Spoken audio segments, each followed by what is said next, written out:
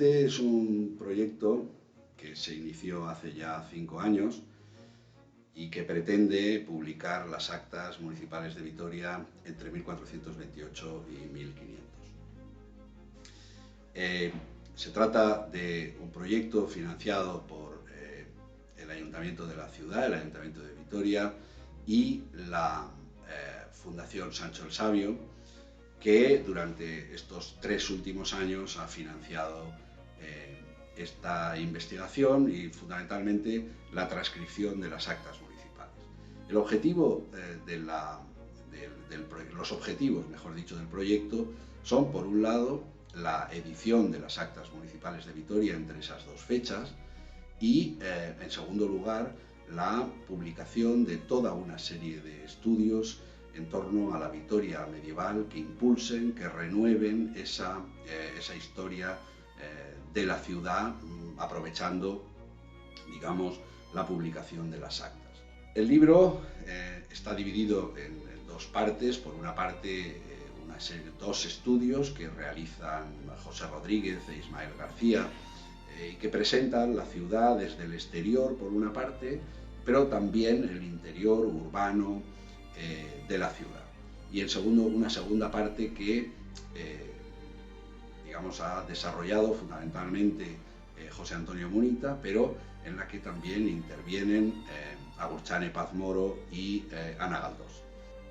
Es un libro que hemos dedicado finalmente a Alfonso Otazu, compañero, amigo, historiador y conocedor de este proyecto desde el primer momento, y nos ha ayudado a impulsarlo. Alfonso de Otazu falleció en diciembre pasado.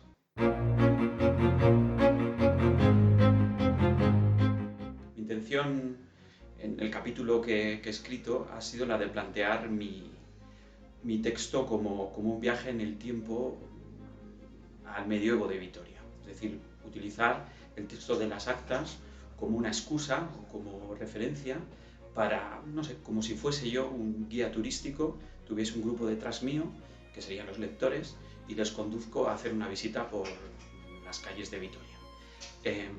Para facilitar un poco esta tarea, para hacer que el trabajo fuese un poco más inmersivo, vamos a decir, pues la verdad es que he intentado hacer un corpus de ilustraciones y mapas lo suficientemente abundante para que las personas que lean el texto pues no tengan necesidad de imaginarse demasiadas cosas y puedan muchas de ellas verlas directamente. El trabajo lo he planteado en 2 partes, siempre con esa visión de viaje en el tiempo, ¿no? Es un viaje como de dentro a fuera, es como hacer un zoom partiendo al principio del texto, hablando de cosas muy genéricas, como viendo la ciudad más a vista de pájaro, y poco a poco haciendo zoom hasta traspasar las murallas de la ciudad e internarnos un poco en sus calles.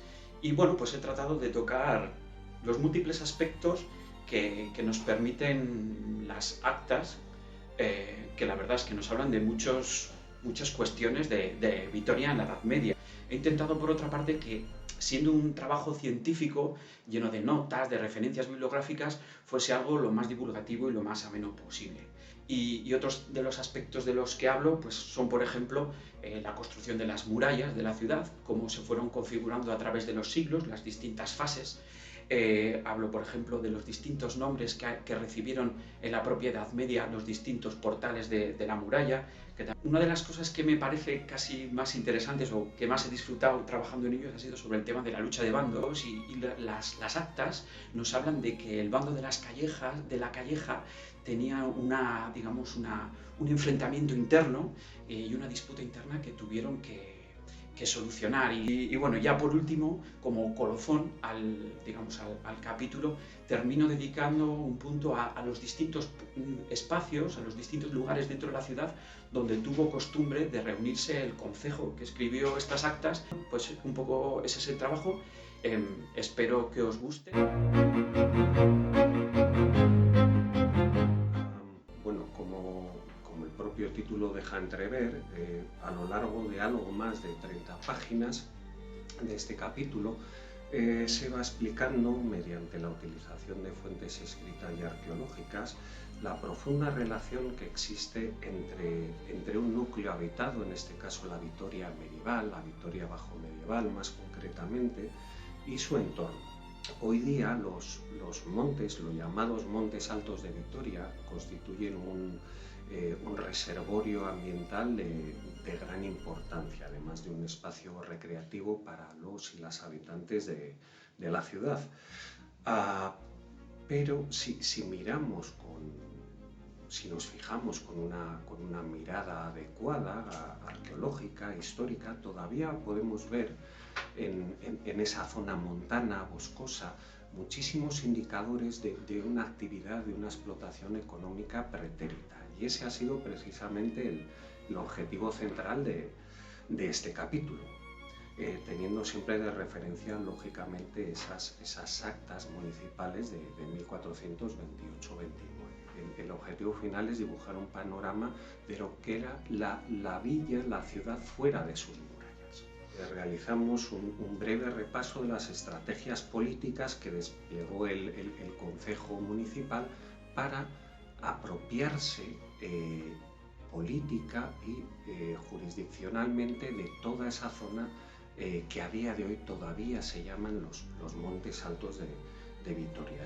Esa apropiación jurídica, esa apropiación legal, digamos, es un paso previo necesario para después comentar una explotación que va a ser completamente reglada, completamente normativizada. Nos ocupamos también, por supuesto, del bosque y de la gestión de la madera. La madera, la leña, bien en forma de leña o bien en forma de carbón, ha sido un material estratégico a lo largo de toda la historia, como material de construcción, como combustible, como materia prima para construir aperos, etc. Pero los Montes Altos fueron también el lugar donde se instalaron desde el siglo XV hornos de fabricación de teja, ladrillo, material cerámico de conducciones. Todas estas piezas fabricadas en los Montes Altos lo que van a generar son unas pautas distintas, unas formas de construir distintas que poco a poco, de forma progresiva, van a cambiar la fisionomía de la ciudad. También nos ocupamos brevemente de la provisión de nieve, del hielo para la ciudad. Un elemento que, si bien no demasiado conocido, es fundamental para temas tan diversos como un uso médico, un uso recreativo, como refresco, bebidas alcohólicas, etc., y la conservación de alimentos. Después de estas cuestiones nos centramos, para finalizar el capítulo, en lo que es la gestión del agua. Vitoria ha conocido dos corrientes de aguas, el Zapardiel y el Cauce de los Molinos, que a día de hoy todavía se mantienen encauzadas o soterradas debajo de los actuales paseos y calles de la ciudad. Estos son algunas de las líneas fundamentales que se trabajan en el artículo.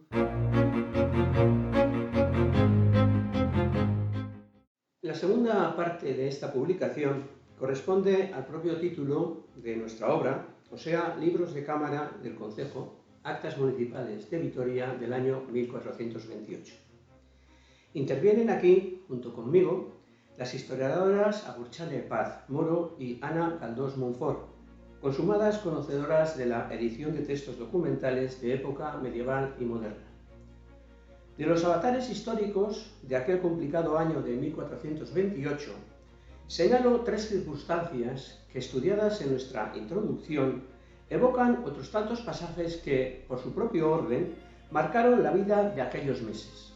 1. La necesaria regeneración administrativa de la villa. 2. La caída de las rentas reales sufrida como consecuencia de la Guerra de Castilla frente a Navarra y Aragón, que concluida en 1430, y entre tanto el incremento de la presión fiscal sobre los vecinos de Vitoria, que vería menguada su población. Y 3. Un rebrote banderizo unilateral que marcó el desencuentro final de aquel ejercicio municipal de 1428.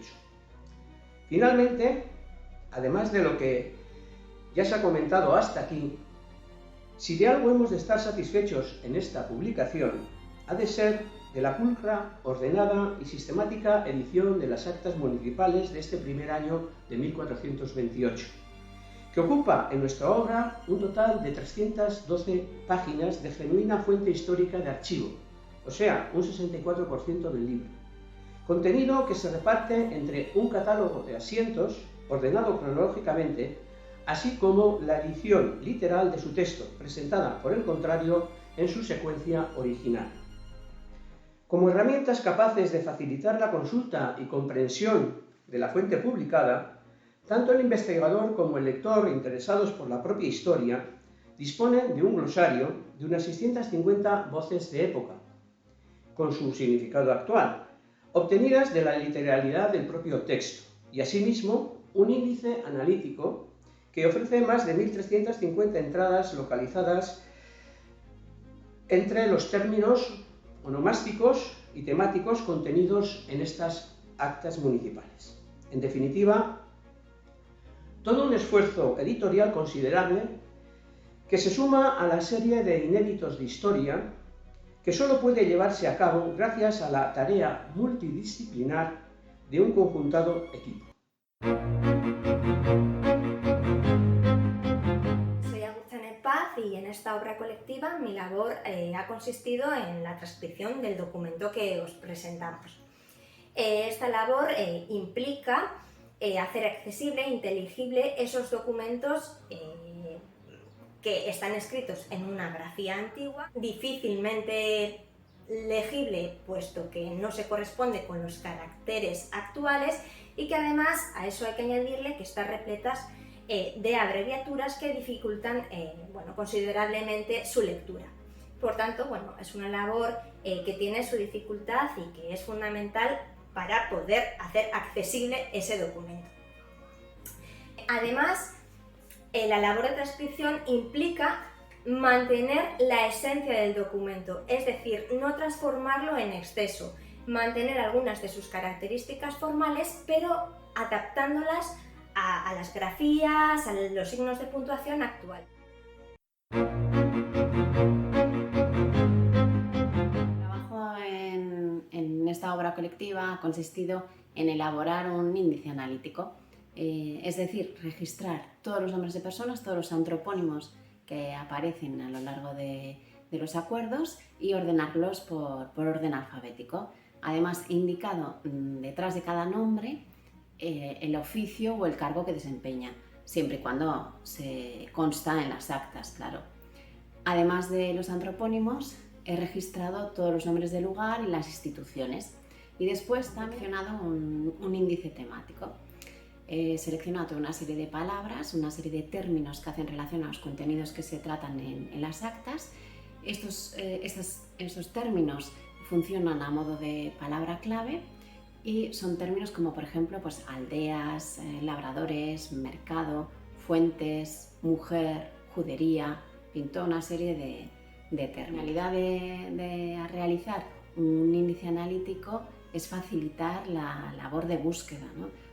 Si una persona que está investigando o una persona que desea consultar la historia medieval de Vitoria o está consultando un tema concreto, un lugar, una persona, puede recurrir al índice analítico y ahí, detrás de cada nombre, detrás de cada lugar siempre está referenciado el asiento donde aparece, ¿no? Entonces, la persona que esté buscando va directamente a ese contenido y luego lo localiza fácilmente en el asiento.